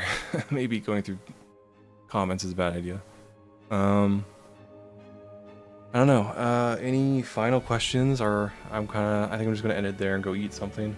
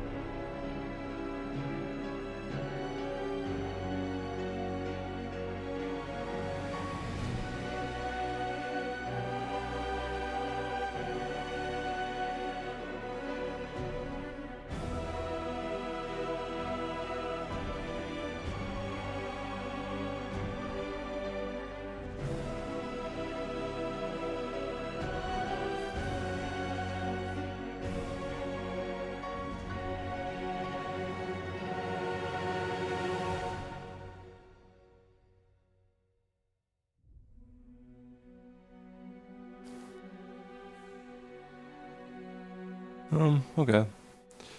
Well, Saturday stream. Not a lot of traffic on Saturday streams. So, thanks for everybody to watch, and I'll talk to you guys later.